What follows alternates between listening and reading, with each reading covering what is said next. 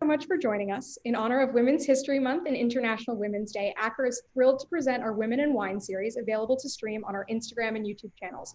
So please subscribe to experience all of our incredible content. We have an exciting roster lined up of some wonderful women who are invigorating the wine industry. My name is Lily Mirabel Friedman, and I'm honored to be joined today by founder and CEO of Drink Ramona, podcast host extraordinaire, and one of my personal favorite sommeliers, Jordan Salcito.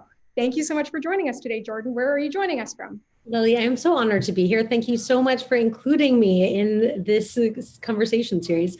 I'm calling in from our office in Soho. So I'm here in New York. How are you doing in 2021 so far?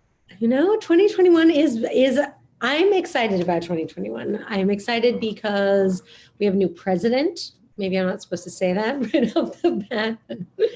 I think that in and of itself is cause for smiling. It's also not raining or snowing today, which is another reason to smile.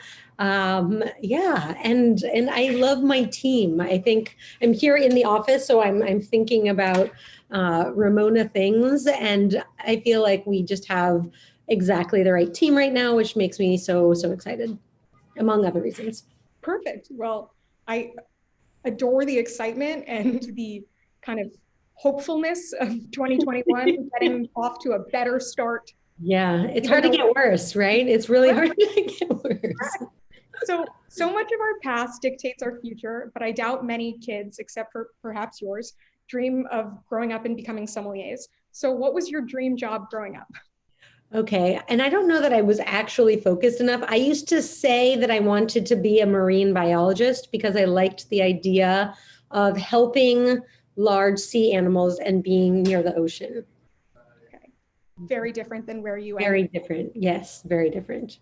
and then I guess once I was a little older, I wanted to write about food for the New York Times. That was like my sort of more adult dream after I, was no longer 10.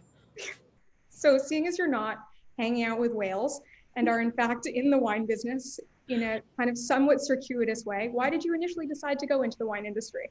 Yes. All right. So I think a few different reasons. Wine always was interesting to me, and I didn't actually piece it together until I was working as a sommelier. But my father, whose own father passed away when he was 13, the only memory he ever shares of his own dad is making wine together in the basement of their Waterbury, Connecticut home. And I don't think my dad had a particularly joyful childhood. And this was this one thing that he loved doing and that he was so happy to share with my sisters and me. And so I think very subconsciously, I absolutely did not consciously go into wine thinking of this, but subconsciously, wine was always this connective tissue that not only was able to connect us with different places or different philosophies, but even sort of people that we may or may not have met. And it was sort of this way of transporting oneself or seeing the world through a different lens. And that on a sort of macro scale is what still interests me so much about wine. And then there's also just sort of no end to the rabbit holes you can go down and the kind of people who make and love to drink wine. I think it's always like a people thing for me and a viewpoint. And you end up with this bottle that is presumably delicious, or one wouldn't be drawn to it, but it tells the story of a place, and it's this time capsule in liquid form, and there's no end to the different stories that each bottle tells. I know that many people don't remember this, but I'm just going to throw you this question out of my own personal curiosity, but what did you major in college? English literature with a minor in philosophy. Yeah, same. But I was curious because sometimes those sort of connective threads from the history, the philosophy, the culture, the geography, I find so interesting. And that's certainly what I find really appealing about the wine world. So I know your background came first working at some of New York City's great restaurants, at like WD50 and then at Danielle. But throughout that time, was there perhaps one pivotal wine that you tasted that made you fall in love with the wine business? Oh my goodness. All right. I think it was a number of touch points, and in general, they were French. I would say I fell in love, even though my family's history is Italian, and now I have a deep connection to Italy. The wines that were just sort of jaw-dropping for me were usually French and were either from Burgundy or from the Rhone. And this was not, by this point, actually there were sort of two. One was, it was a 1989 Jaboulet La Chapelle, and Danielle, this was when I was a prep cook and I was responsible for making the Black Bass Paupiette, which was the signature dish at the time. And I had gone to this cookbook shop called Bonnie Slotnick Cookbooks, which is no longer around, but you could get all these cool vintage books. And I came back one day with one called Great French Chefs. Anyway, I would always stop by the pastry kitchen after service. You know, it's like 11 or 12. And I would eat one of whatever was left out because it was always excellent. And then I would walk home or sometimes take a taxi. And I was doing that on a particular night. And then in walks Danielle from the lounge, and he would often stay late and just be speaking with guests who were there. And Danielle is one of the chefs who loves wine and truly loves wine. And he came in with a bottle of 89 Jaboulet La Chapelle. And he said, "Who are you? And what is this book? And do you like wine?" Sort of immediately in that order. Maybe it was a different order, but like no room for break. And I said, I'm Jordan, and I'm actually your Bass rapper right now. And this is a book I found. And yes, I like wine. And he was like, "Well, here." And he poured me a glass. And then he starts flipping through this book, and he pulls out a page. He points to it, and it happened to be a page with a recipe for Paul Bocuse's red mullet with potato scales, which happened to be the dish that inspired the paupiette. And so it was sort of this example of lineage and connection, and it all happened over this glass of wine. And so that was an important moment for me. And then another one was when Robert, who's now my husband of almost 13 years, when we were dating, he worked at a restaurant called Crew, where actually there were many an Acker auction back in Crew's day. And this was before the auction market opened in Hong Kong, and things like Jaillet were hard to find and replace, but not quite in the same way that they are now. And he pulled out a bottle of 1980 Jaillet Brûlé, from Vosne Romanée, and it was so extraordinary. He poured it to me blind, and he said, "This is just a bottle I wanted to check in on. I thought it might be interesting." And he would say things like that he actually still would, but back in the wooing days, it happened a lot. And it was magic. I mean, I'm not saying anything surprising, and I probably sound like a jerk for naming that bottle, but it was magic, and it floored me. Sorry, pardon the horns if you can hear them.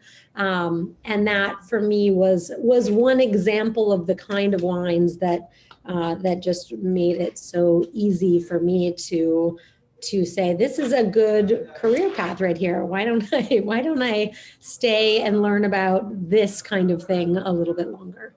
How did you transition from being head bass rapper in charge to wine professional? It was, I credit Danielle had a lot to do with it as well.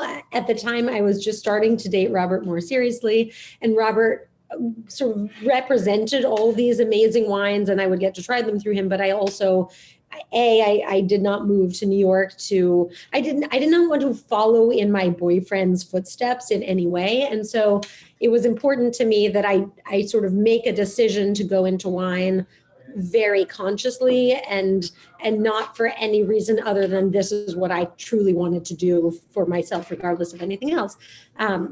Danielle let me attend this event called the La Palais de Neige in Aspen, Colorado. And I remember I said, "If I can get myself there, can I work for free?" And he said, "Yes, absolutely."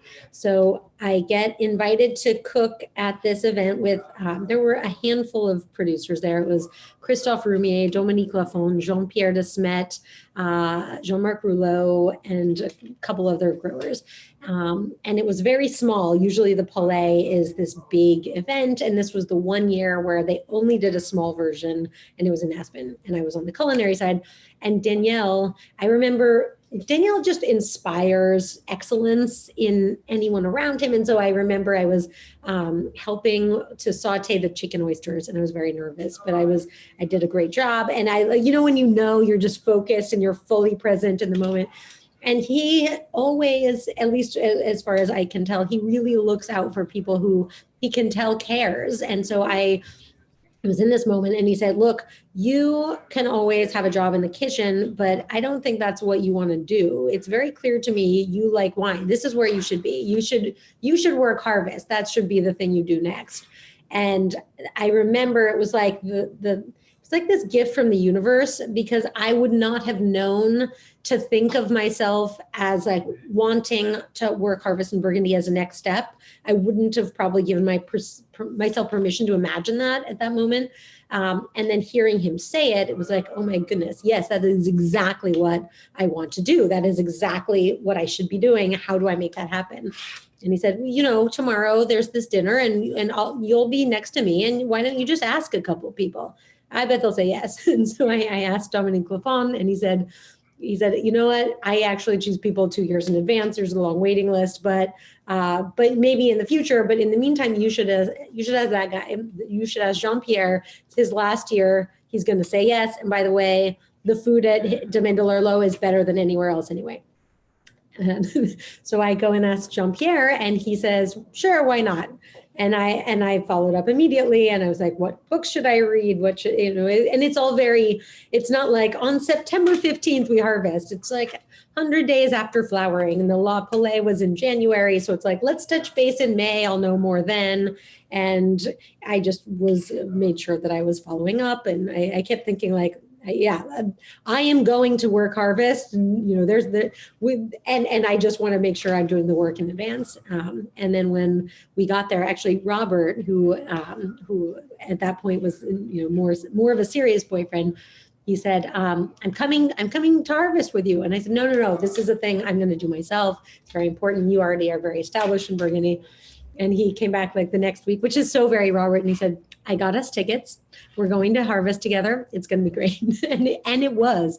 I sort of stuck the track of working at Domaine de l'Arlot the full couple of weeks. And Robert and I harvested there together a couple of days, but then he went off and he visited Roumier and Lafon and Dujac and other places. But it was this amazing moment of discovery and of learning by doing, which is always so effective, but also by learning things that are not ever going to be printed in books. The real reason this happened, or the real story behind this vineyard name, or this ownership, and that for me, it was like there was no going back after that, because the wines are delicious. The people who make them and the connection to the land, it was so special that I couldn't believe it. And I still feel that way. What vintage was that at Arlo? 06. It was so rainy. It was like a weird year where the whites got harvested after the reds because there had not been much light, and the white grapes or Chardonnay needs light in order to ripen, whereas the red grapes just need heat. And so everything was reversed. And I remember like very vividly wearing rubber Wellingtons and these rubber overalls that are stored in like a big pile with like caked mud from whoever was wearing them previously. And then that's what everyone wears. And then you're just in the rain in Clos de l'Arlot. No, Clos de Forêt. Sorry. Clos de l'Arlot was very charming. Clos de Forêt was like muddy and wet and cold with like lots and lots of bugs. It was just like, but now I have such a better appreciation for that vineyard. And then you go to Souchot the next day and the sun is bright and the light hits the vines differently. And like, there are these glorious praying mantises. And so like every detail from the light to the soil, to the way that your boots touch the ground, to the kind of insects you find was so different. Even though so many other things in theory should be the same. And that was another moment of revelation for me. I mean, a big change from being on the line at Danielle to being in the rubber overalls at Domaine de l'Arlot. But let's get back to your career. So what have been the greatest challenges in building your career? You've made many pivots and done so many things, but have there been any particular challenges? I think This is like a Danny Meyer quote, and it's like, being in business is about problem solving. There will always be challenges, and solving them is what you do with most of your time. And so I think there are so many, I would say, like the ones that were sort of pivotal for me. I went into Danielle thinking that I wanted to write for the New York Times for the food section, and ended up being able to meet with the editor at the Times a couple of times then. And there were a couple of things. There was one instance where I had pitched a story. This was sort of the big pivotal moment that I had pitched a story. One, I had written a story that I even got a paycheck for, and then it was pulled at the last minute with no explanation. It just happens. And then another thing was I had pitched a story with a bunch of examples from my time prior to working at Danielle, staging, and I was told, oh, that's interesting, but that's not really a story for now. It's sort of been done already. And then that same editor went and wrote exactly that piece. And that was a really good wake-up call, because it was like, wait a minute, why am I chasing that when the thing that is in front of me, this world of being in the kitchen, this world of spending time with this man who I now am following. It was just, there were so many things that were so special about that time that it was actually my dad who said, why don't you just take a moment and make sure that you actually want to do the thing you say you want to do, and you're not just doing it because it's comfortable to have a goal and follow it at all costs. And that was a thing that I now try to hold really dearly. And when I'm sort of committed to a decision and something doesn't go the right way, it's like, did I actually want that? Or is it's just convenient to sort of post a stake and then walk towards it? And so that was a really important moment of sort of deciding to stay in the restaurant world and not aiming to write instead. And that was a big one. There was another one that many years later, where I had stopped working at 11 Madison Park. I had worked at another restaurant and built my first wine program. It was actually before Momofuku. And I was supposed to be a partner in a restaurant we were going to open. And there were two other partners, and who were both men, and who are not bad people at all. They're not bad people. But this was like what was so sort of interesting to me. Like in retrospect, many years later, it's like, so the chef puts together the operating agreement, and my father is a lawyer. And so my father looks it over, and it took many weeks for this operating agreement to get drafted. And then I'm given the document and told like, oh, we need this back. We're behind schedule. Can you give it back to us tomorrow? I'm like, Dad, can you look it over before tomorrow? And he's like, this is a stupid negotiating tactic. It already gives me a bad feeling that like, that's what they're trying to do. I will look it over. It's going to be over the weekend, and I'll get back to you then. So he comes back after the weekend with a whole bunch of comments, and he was like, first of all, you can't sign this right now, but here are the 5 reasons why. And I remember then so I set up a meeting with the chef, and I used the example that I thought was going to be the softest ball, like, oh, this will be the sort of the most gentle thing, and then I'll get into the things that matter more. And it was a clause about equity being contingent upon active partnership. And my dad was the one who was like, what does that mean? Active partnership is not defined. Like, what does it mean if you go on maternity leave? How is that defined? You lose your equity. Like, this needs some more language around it. So I start with that because I'm thinking like, nobody, like, clearly this is just like an accident. And so I bring it up, I think in exactly that way. Like, hey, I'm not planning to get pregnant, but what if I did? Like, what, we should get language around active partnership.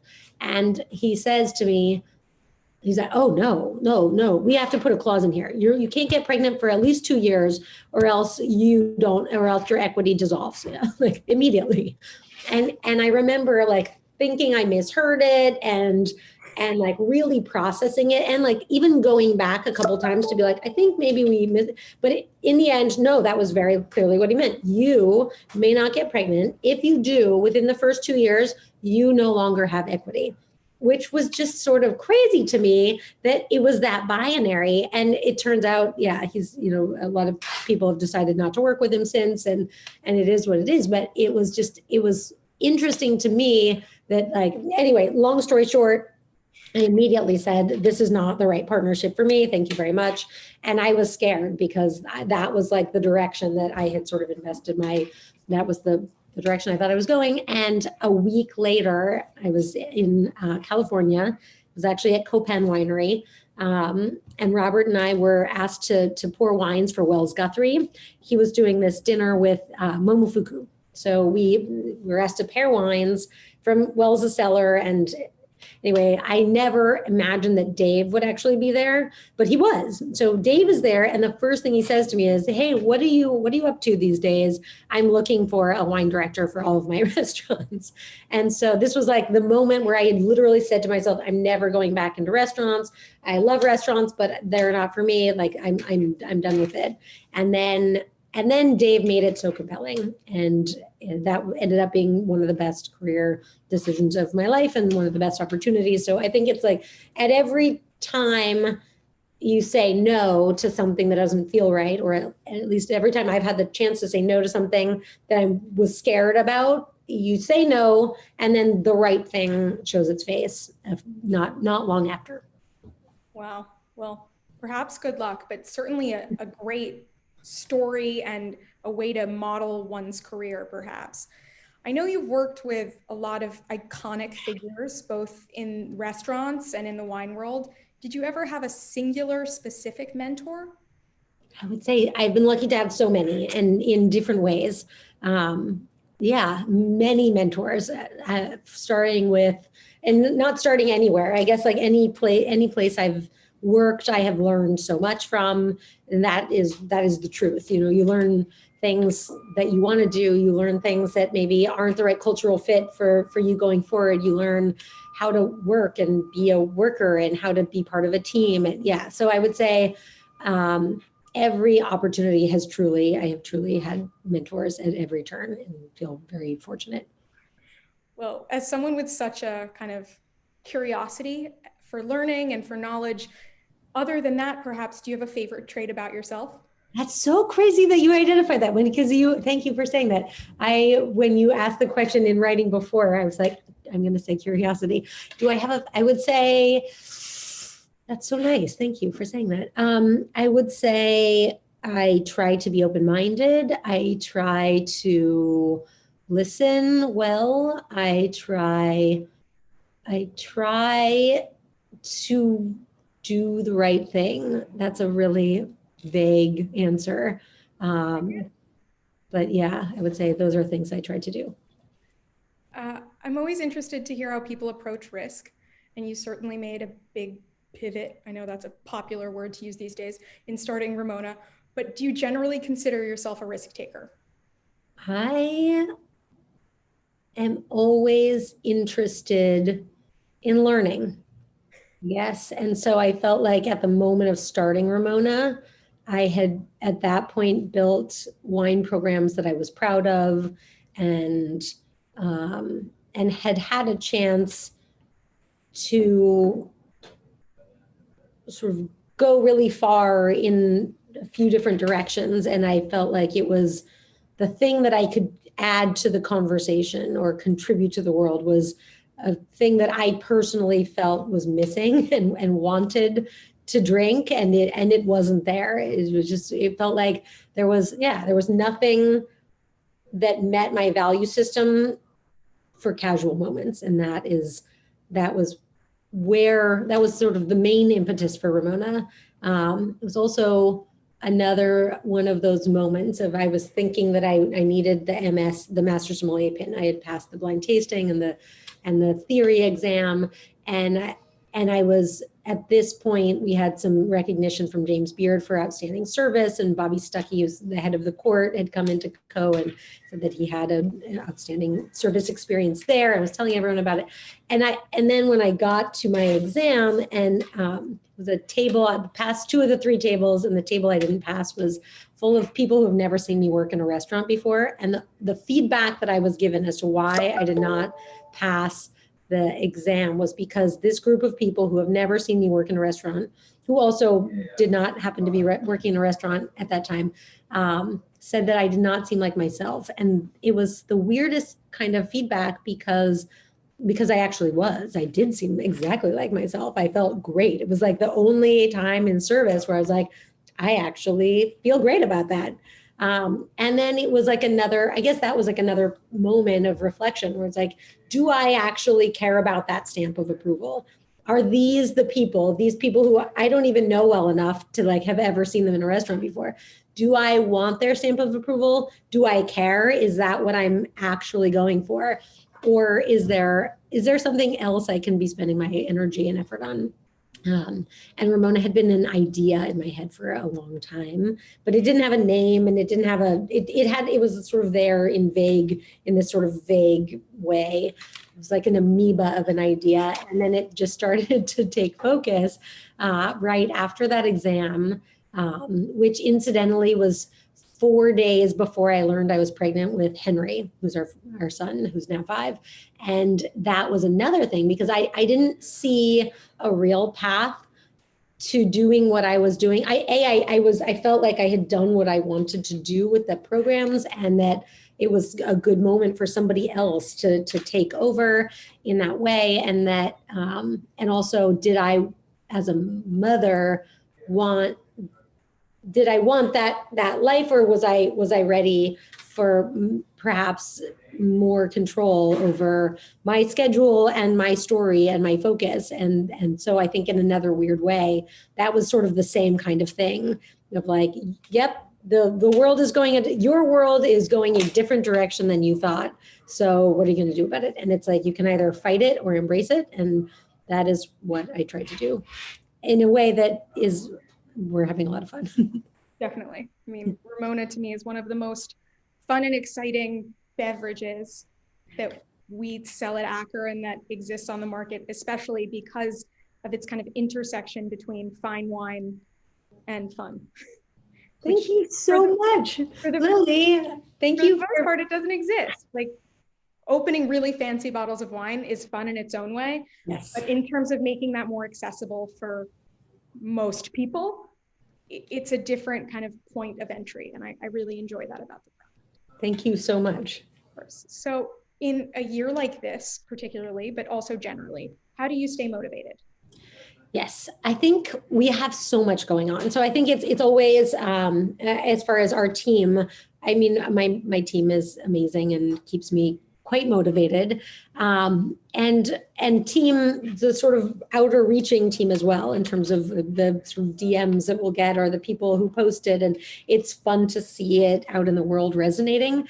But also, as far as like a business standpoint, we're just always trying to make sure that we're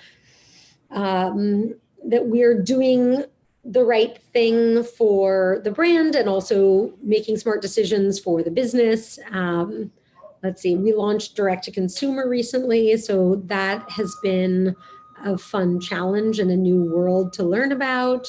And yes, I would say, yes, we're constantly trying to think of partnerships that can be meaningful in the world. So for February and through March, we're partnering with the Roots Fund, which, yes, I think there's so much out of 2020 that was hard, but there also are so many silver linings that came through it. And so I think that's what we're trying to do, is figure out how to focus on the silver linings.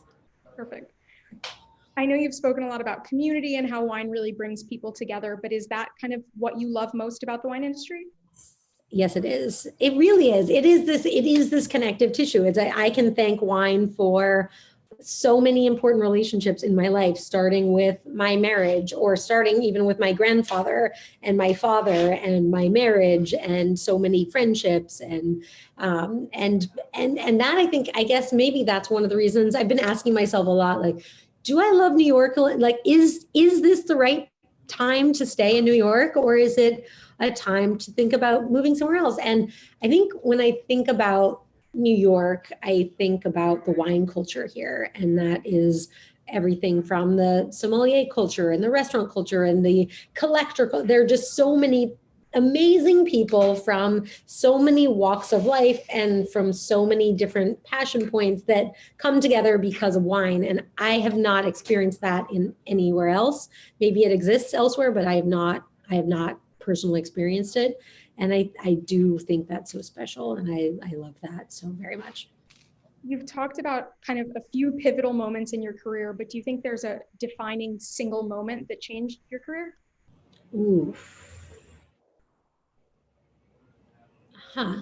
Probably starting Ramona, I think, because it was at the intersection of so many things. It was at the intersection of restaurants and wine exams and motherhood, where it was sort of like that moment of my life just feels like it tethers all the other moments together. What advice would you give to the next generation of female leaders in the wine industry? Ooh, ask questions, get experience wherever your heart is most interested. I think that's something that, when you care, and now as a business owner, I have a team of people who care, and it's the best thing ever. And so now I see, right, like as a person who works somewhere else, if you care about what you're doing, it shows, and it's so magic. And I think any good leader will bend over backwards for a team who cares about them. Perfect. Is there another woman or women, as we've discussed, perhaps, that you'd like to shout out who's making exciting wines right now that people should know about? Yes, and there are so many, but the one who always comes to mind is Diana Sess of Domaine du Jacques and Snowden Vineyards, and also some of the wines at Ashes and Diamonds.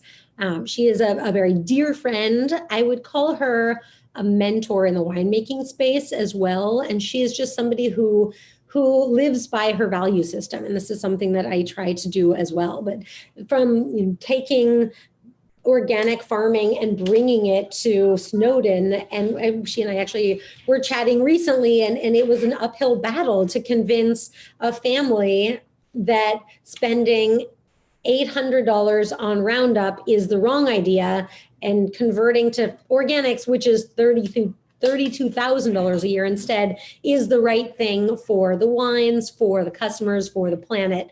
And just her commitment to educating about global warming is so inspiring. And I just think her wines are so beautiful. And as a human, she's a beautiful human as well. So I just recommend everything she touches. Perfect. Looking past 2020, 2021, whatever day, year, week today is, couldn't tell you. Do you have a vision of what's in store for the future of the wine world? Oh my gosh. It's so hard to know. I see it going, what I think is happening is, and I think we need language around natural wine because it's meaningless but positive sounding, and I think that's a problem. But I think smaller. I think we're sort of past. I think it's maybe it seems it's almost like bigger and smaller. Like the yellowtails of the world don't seem to be going anywhere, and I think that's worrisome. But on the other hand, the collector bottles, there's an appreciation for quality, and I think there's more and more transparency in the wine world, which I think is a great thing and has opened up a lot of really important questions. But I think it's like maybe the sort of death of the middle, of sort of not very, like, I think it's like the death of wineries that don't stand for anything. So like you can stand for whatever it is that Yellowtail stands for, and they're going to be fine. But you can also, I think the wineries that are going to continue to emerge as excellent are the ones who are really investing in the planet and in quality, and there's only so much supply, and that's always, I think, the challenge is like now there's more and more interest in wine, which is a great thing, and there's also more demand, but the supply has stayed the same. So I think that's the challenge. And I think maybe what we're seeing is more micro wineries in the way that I don't want to lump them into natural wineries but that does seem to be the sort of buzzword that people are latching onto. And I think as quality continues to improve in that realm, I think it's a good thing for wine that people care about how it's made. Yeah, that is a good thing. Definitely.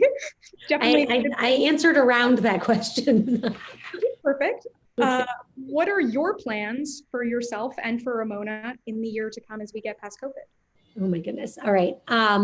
We have a few exciting things in store. One of them is, this is actually the first time we're talking about it, but we're launching the Amarino. This is like a sort of, this is like a very literal answer to your question, but we will be launching the Amarino spritz in summer at some point. And that is, it's like a bitter orange flavor, but for me, one of the great inspirations of Ramona was the Aperol spritz, but I'm not really into the ingredients of Aperol. But I love the idea of it, and I love the sort of the pleasure of sitting on a patio and having this sort of magical bitter orange beverage. And so we're launching an Amarino spritz, which is very similar, but of course wine-based instead of malt-based, and 5 grams of sugar instead of 280.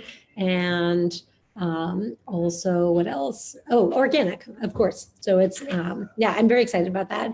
And then I think, I guess that's the sort of the most literal answer to that question. But we're always tinkering, and it's like we have a few other things in the works as well. Is there a dream project that you'd like to pursue in the future? There are always dream projects. Yes, I don't know which one to even mention here. Yes, there are always dream projects. No, I think at some point owning a farm or a winery is like the ultimate dream. Is like, I love the city, but I think also ultimately it would be wonderful to spend more time in nature. Well, I hope you get to do that. I hope we all get out of the city soon one day.